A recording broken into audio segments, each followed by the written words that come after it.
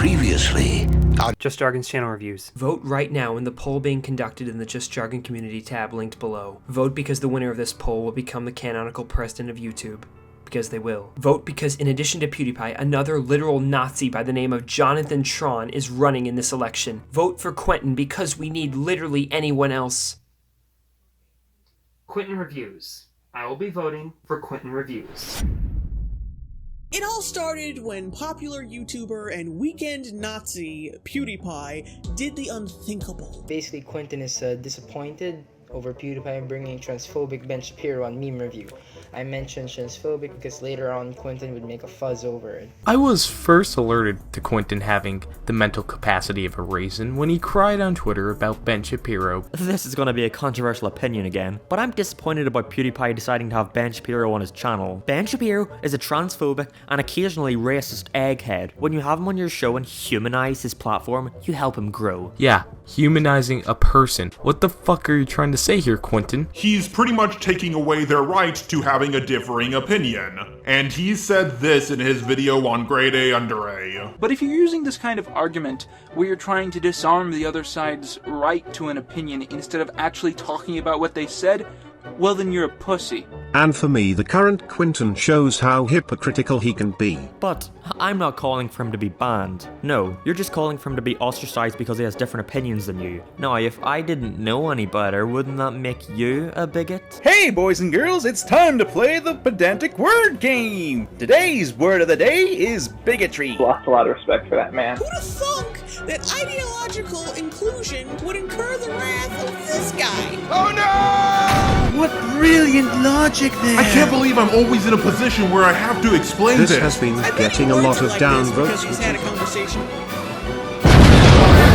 Will win in Kentucky, in Indiana, with its 11 electoral votes. West Virginia, Oklahoma, Tennessee, Mississippi, South Carolina, Alabama, North Dakota, with its 3 electoral votes, and South Dakota, Texas, Arkansas, Louisiana, the state of Montana, North Carolina, Georgia, Iowa, Utah, Wisconsin, Arizona, Kansas, with its 6 electoral votes, Nebraska with its 5 electoral votes, and Wyoming with its 3 electoral. Okay. We good? Doing this? Everything good? How do I look? Let's do this.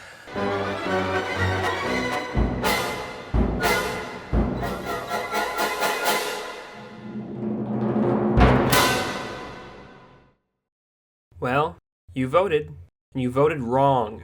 I thought I made myself crystal clear, without a hint of irony whatsoever, that I wanted you all to vote for Quinton. I believe my exact words were, because we need literally anyone else. But you didn't listen. And now you've canonically voted in a literal Nazi alt-right Klansman Gaylord jackass named Jonathan Tron, who is now returned to YouTube to collect his prize. A sight to which I was so revolted that I pulled out of my friend's weekly podcast in sheer outrage. Quinton lost by such a degree that I personally was made a public mockery of as his campaign manager, and thus have been ostracized back to my menial position as a subpar reviewer. I mean, this may as well be the fall of the Trapno State all over again. As if beating me in the primaries wasn't enough, Quinton had the balls to shut out his critics and fans alike, such as myself, all while being too pussy enough to address the topic to his audience. So to that I say, fuck you. After staying by your side to remove every slip-up and political tangent from your campaign by means of basic editing to cut out those off-topic political rants that you seemingly add for no reason, you went behind my back and pushed for those clips to stay in despite my warnings. And now you've lit a fire under your ass that's so hot I can smell Turkey Tom's ejaculation juices from across the country. The fact that he was allegedly a huge control freak and really hard to work with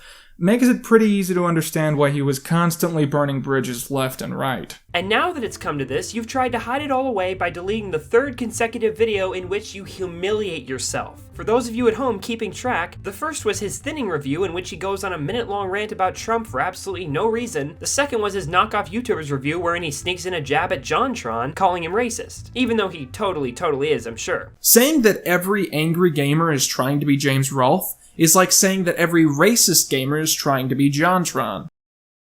Now you listen here, Pip Pip, a racist mind is a racist kind. Now you take that to sleep with you tonight, because I know I'm not going to change hearts and minds in a day. You don't give a man a peanut, expect him to have a farm the next day, but it's all right.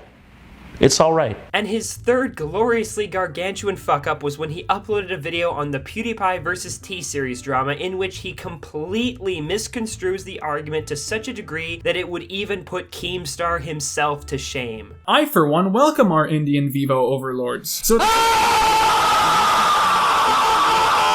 See, Quinton, that's how you structure a jab against someone in a way that has a punchline and actually means something to the video. The only difference is with your JonTron thing, you weren't joking. But that being said, now that I'm a disgraced campaign manager and have no legal or moral ties to anyone, I feel no shame in seeking righteous retribution against the supreme soy boy that fired me by showing you the final of these 3 mistakes. I'm of course referring to the T-Series video, which has now been deleted everywhere by means of copyright strikes on Quinton's behalf. And even though most of you know it already, I'm beginning to realize that all of you may have made the right choice by not voting for Quinton. It suddenly went from being the most hilarious and relatable thing to ever be created to being something synonymous with a weak worldview and a pathetic sense of humor. Jonathan Tron is still totally definitely racist, I'm sure, but Quinton was still the worst choice. I see that now, and I'm sorry I may have led you otherwise. And on a completely unconnected note, even if you hate Jonathan's guts, his Flex Tape 2 video was probably the best thing you'll see in the last 11 months. In fact, please leave the video now and watch it honestly. It's that good. I'll even put it in the secret link so you don't have to search it. But regardless, if you choose to stay, I will now unmask Quinton Reviews and show you the footage he keeps trying to delete because it tarnishes his reputation, and in a manner that falls completely under fair use. So that corrupt political monster of a man cannot exercise his striking powers to censor it from the public eye. But actually guys, in all seriousness, Quinton has full legal right to remove re-uploads of his videos, except he's clearly abusing the system to prevent these embarrassing clips from spreading. That being said, the only reason the video you're watching right now exists is because by reviewing the video itself, I will be displaying the aforementioned clips in a manner that Quinton can't just take down because he doesn't want people gossiping about him. In other words, if I can do this while the drama is still hot, I can rake in massive views. A move that I'm sure Quinton would have done as well, had he been in my position. When you have nothing,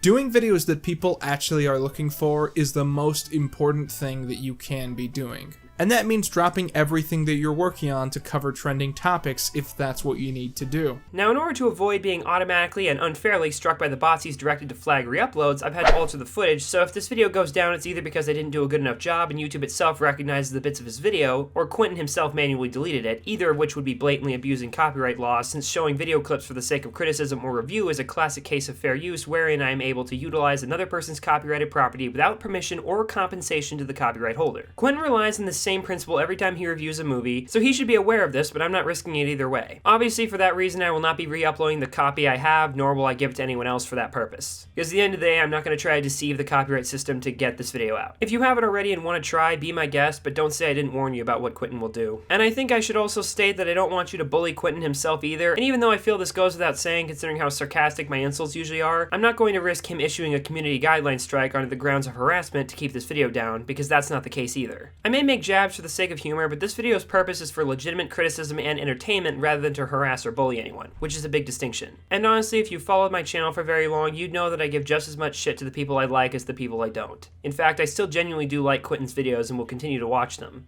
In fact, speaking of which, let's get to that right now. The video itself was titled Quinton Reviews T-Series and was up on his channel for an entire 20 minutes before being promptly deleted because of the backlash it got, and the rest is history. So let's see why it was such a colossal failure. Quinton, what have you got for us today? So a while ago I was at this party of sorts, and I ended up talking to this guy who was super into YouTube, and we ended up talking about Felix Schellberg, aka PewDiePie, who was, at the time, the #1 most subscribed to YouTuber on the entire platform. And still is somehow.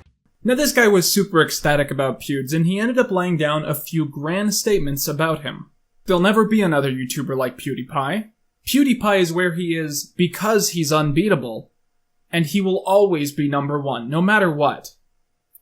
I didn't say anything. If your last 2 videos are any indication, I highly doubt you're capable of that. PewDiePie is #1 because around the time that YouTube switched from maximizing clicks to maximizing watch time, he started uploading long-form Let's Play content. His momentum has never faltered because he's mainly kept up with the algorithm. I don't think anyone disagrees with that. It's easy to see why PewDiePie is on top from a logical standpoint, but I also think it's hard to argue that he lacks the potential to stay relevant for as long as he wants because of how he's managed to be flexible to change. Because of that, it's easy for people to see him as untouchable, and justifiably so in my opinion. And regardless of how he got in the position that he's in, PewDiePie is smart enough to not fade away so easily like so many others before him. The assumption that no one can pull off what he's done is frankly rather pompous and preposterous, and the specific claim that no one would ever be able to beat him, was obviously pretty short-sighted. No one who knows anything about YouTube has ever made that argument, because while PewDiePie can stay relevant, the algorithm has shifted enough to favor corporate channels who will have too many advantages and will outshine him in comparison. Remember this because it'll be important later. So at the time I'm recording this, the YouTube channel T-Series is growing at a phenomenal rate and is about 200,000 subscribers away from beating PewDiePie. Specifically, PewDiePie's confusion has gone far enough that he's openly campaigned against them and has shared Reddit conspiracy theories about the situation in his own videos. There's been a lot of posts talking about how if you create an account in India or the Middle East, you will be automatically subscribed to T-Series. So a good rule of thumb to any of you who are new to the internet is that when Reddit says something is true, and no one else says that thing is true,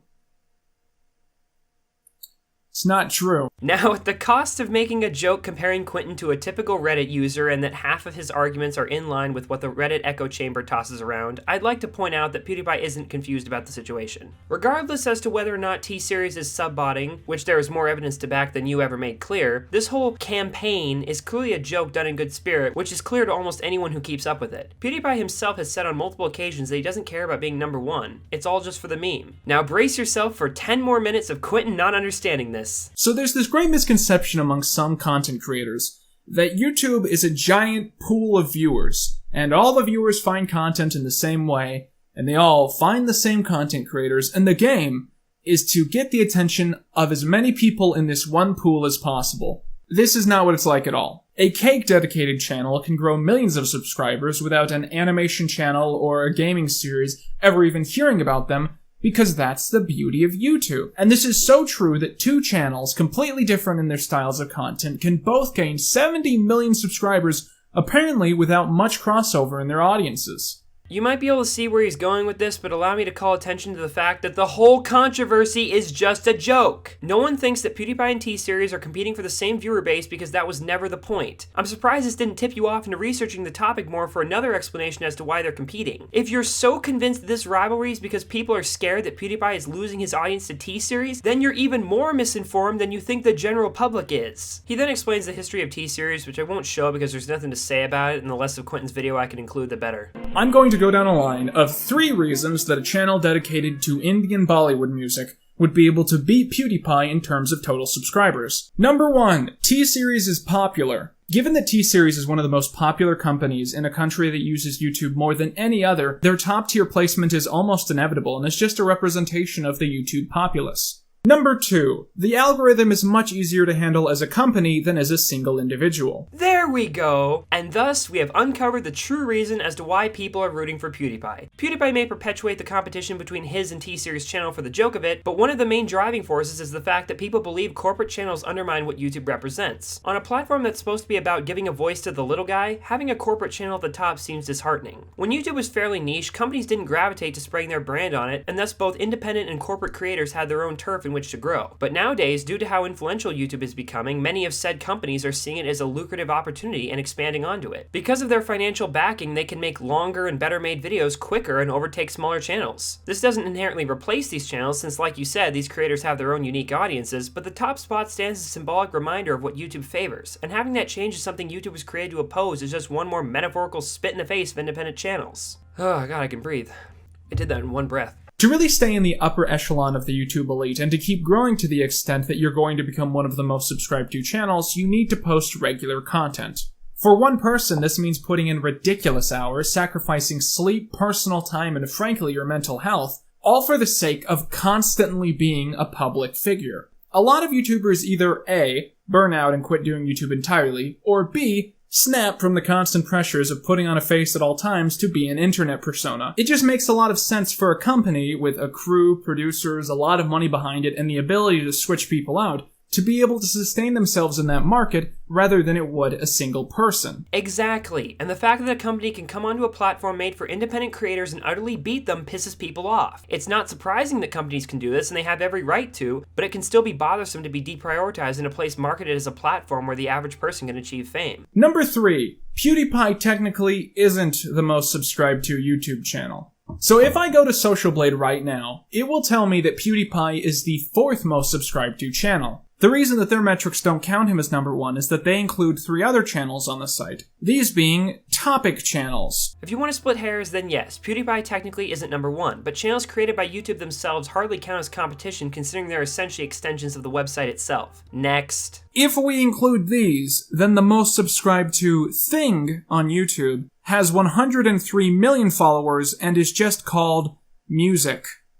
This kind of makes a lot of sense. No shit. And in a way, that's exactly what T-Series is. It's just Indian music. No matter what Felix does, no matter what he says, no matter what videos he makes, he will always be less popular than the concept of Bollywood. The fact that you think people don't know this says more about how little you research it than it actually does about the people you're talking to. You're 100% right about why T-Series is more popular, but you're completely glazing over why people seem to have a problem with it. In the last month or so, PewDiePie and this guy called Mr. Beast have been openly campaigning against T-Series. They've spread a lot of theories about subbotting, and they've been taking out billboards, and